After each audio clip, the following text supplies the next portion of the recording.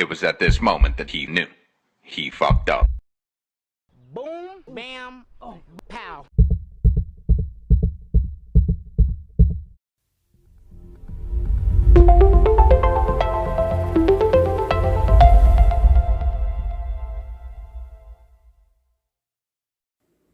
What's up, guys? This is Jason from the Jason&Jabari Gaming, and today we have war number 11.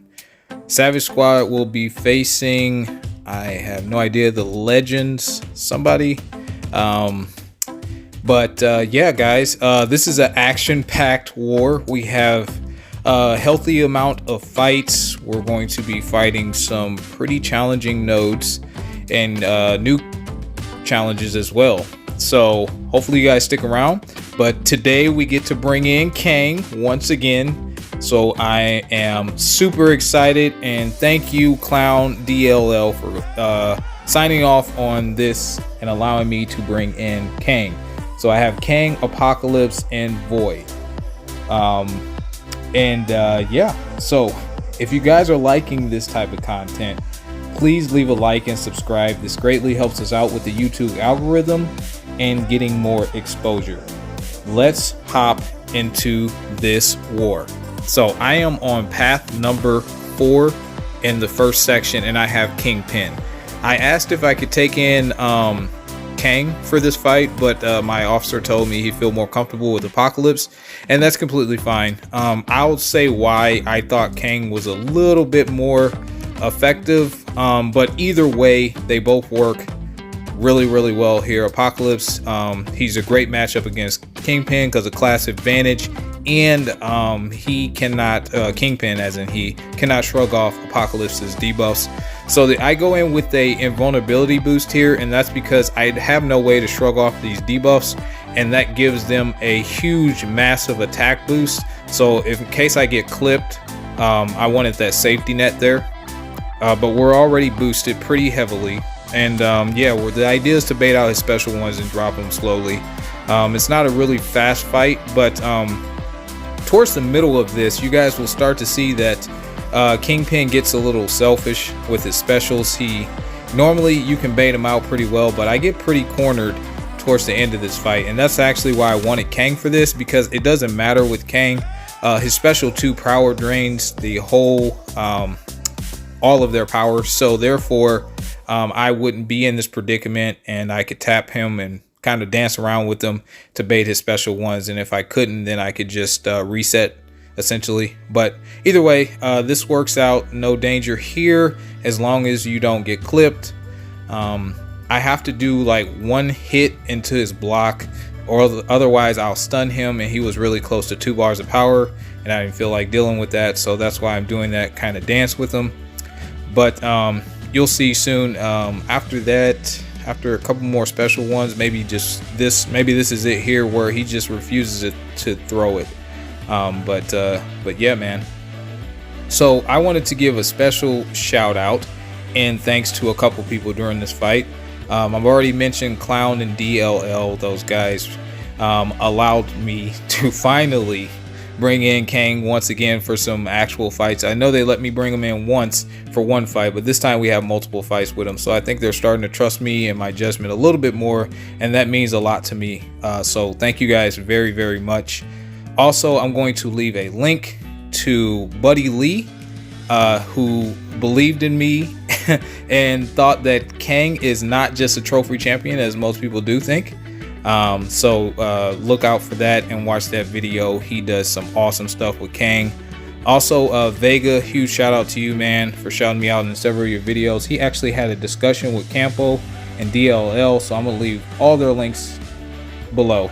But this fight is Toad, and Kang has class advantage, and during this fight there was only one thing that I wanted to do primarily, and that's to get to a special 3.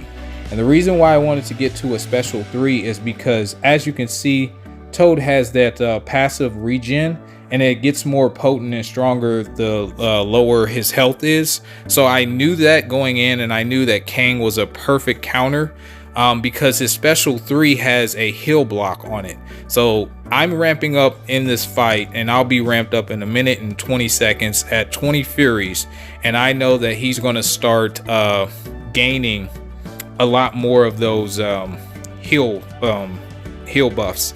So there, I accidentally got clipped just a few seconds ago, but you can remove Toad's poisons, or whatever you call them, by dashing back and waiting 2 seconds. Here we get to our special 3, we launch it. I did not think this would kill him, but it definitely did. But I think Kang was excellent for that fight because, again, he had the perfect counter with the heal block. So everything else that Toad threw at me really wasn't that big of a deal. And now I got to shout out Ludum Taters from 4 Loki. He actually shouted me out when I first started, and he has been assisting me and trying to get more exposure and stuff. He's a really solid dude. And I also got to shout out my own Campo once again. Both of their links will be left in the channel below in the description, and they showed me how to do this fight. This is a rank 4 this is a rank 4 Doctor Doom, and I'm going to be taking him with my rank 3 Apocalypse. They show you how to, they break it down all the way down. Those guys are very knowledgeable. So I am the type of person that if you show me how to do something, I can probably do it more often than not, as opposed to if you tell me how to do it and leave it up to my own comprehension, where I'm not saying that doesn't work, but I'm a visual person. So I went to their channels, I watched how they approach these fights. I went for the Power Start 1 as opposed to the invulnerability boost that I just used for the first 2 fights. And yeah, we're going to basically, the idea here is to take a tap on the block to get the disorient up, and then we're going to wait out the timer. So I'm going to kind of dance around with them. There's the tap on the block, and I'm going to hit into him because I had an opening, but now I'm going to back off. I'm only going to tap on him once again because I don't want to stun him, especially while that shield is up, the stun reflection. So now that it's gone, now I can hit into him. He gets stunned.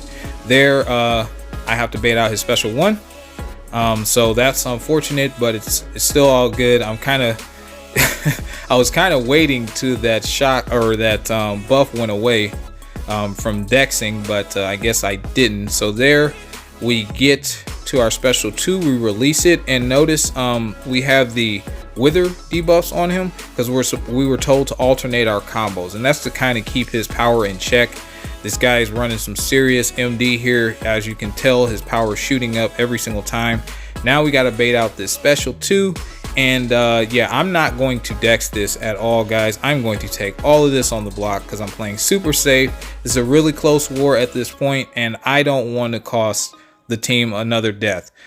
We are fighting to stay in Masters. This is a very important war right now, so I'm doing everything I can for the team. And there we go for an alternate combo. Now he has 12 withers on him. We're keeping his power in check. My idea for this fight was to bait out special 2s continuously. We get him close to 3 bars of power, but now we're just going to back off, and we're going to bait out this special 2. And again, we're just going to take it all on the block. We dex out of the last little bit. That was safe, but yeah, this he's about to go down. We're going to get to one more special 1, and that's lights out, guys. Very simple fight, and that's thanks to Campo and Ludum Taters. So thank you guys very, very much for showing us how to approach that fight. All right, now we're moving on to section 2, and we have this Symbiote Supreme, and this is why I brought in Void.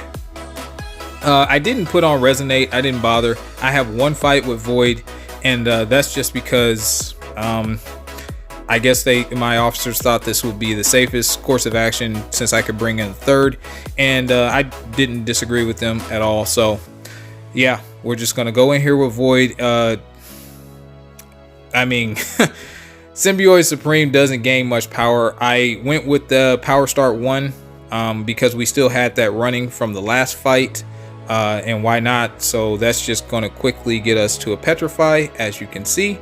And we're going to corner lock this guy. We're not going to do the heavies in the corner, but we are going to corner lock him.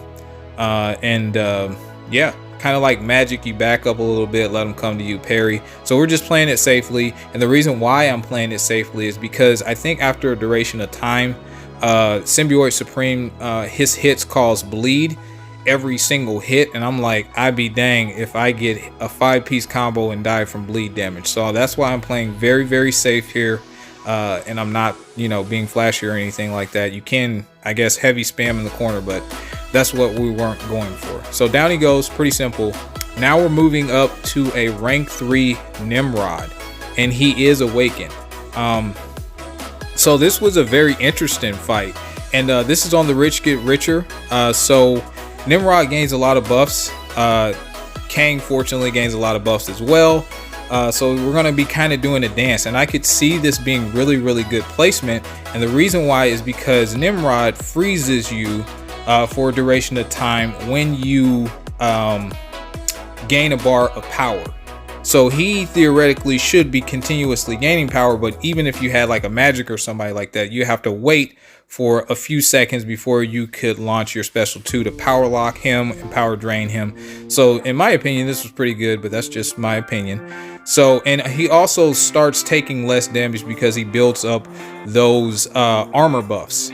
Well, fortunately for us, we are gaining Fury buffs, so I kind of look at it as 1 for 1. I don't know if that's exactly how it works, but yeah, that was how I was looking at it. And there, as you saw, we threw our special 2 and completely drained him. It doesn't matter who it is if they're blocking. As long as we have a little bit of distance, we're going to power drain them. And the name of this game is to power control. So I'm going to showcase how Kang controls this fight. So there, that was a clean SP2.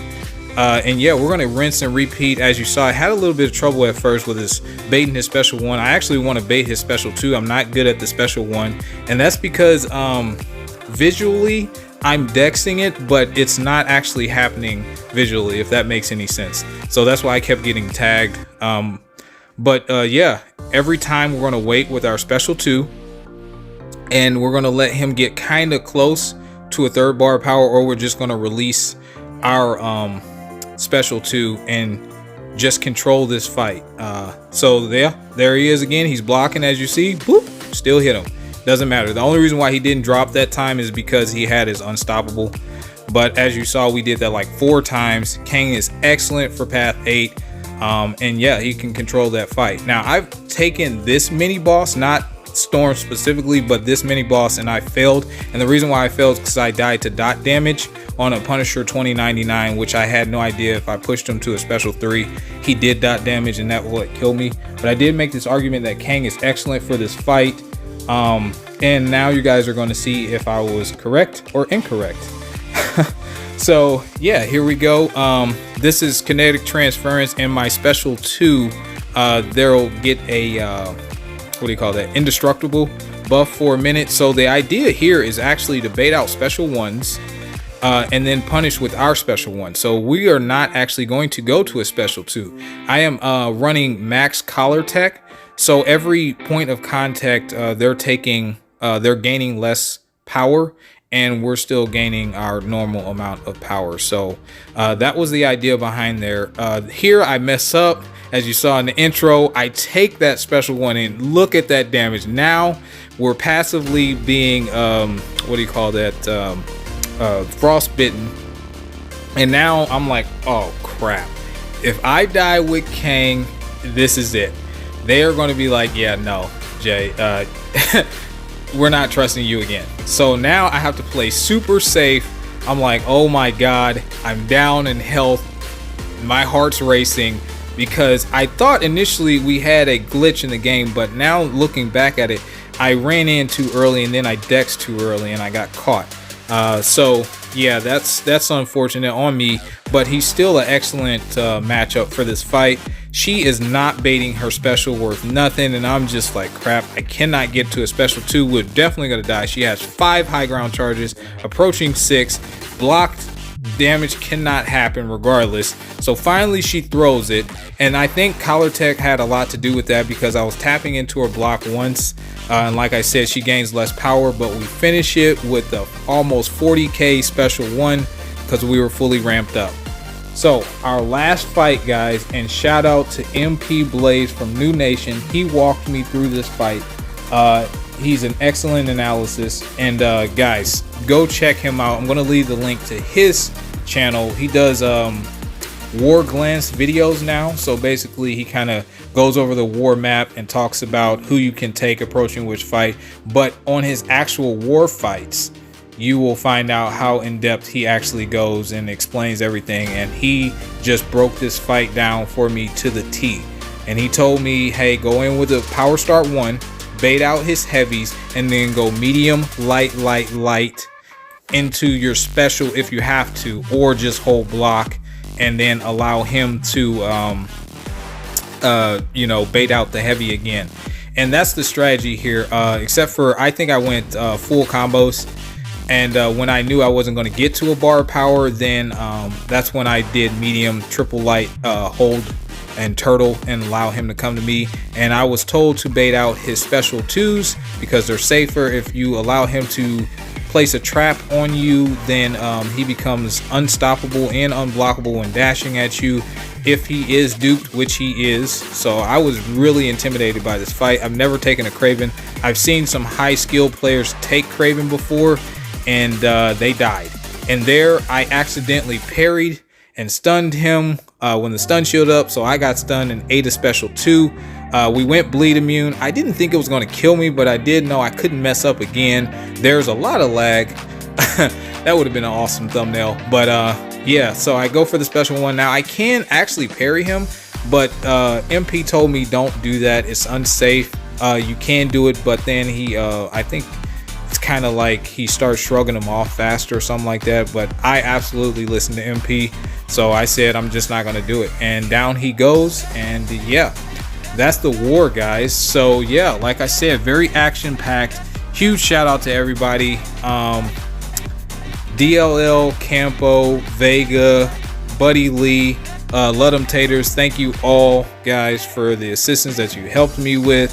Thank you for believing in me, Clown, and other officers, for allowing Kang to actually shine in this high tier, high pressure war. I mean, it doesn't get any higher than this. I made these arguments with other videos, so go check those out. And I'm glad that some of this is actually paying off. But Lord Nim, Slaymon, Tafre, you guys are beasts. Congratulations to you guys. Angel of Death, and I do not know the other two, CN. You guys are beasts as well. We ended up losing this war, unfortunate, so we got to buckle down for the last war. We have a chance at Masters, but we absolutely have to win this last war. So that's gonna do it, guys. You guys take care, and we'll catch you in the final war.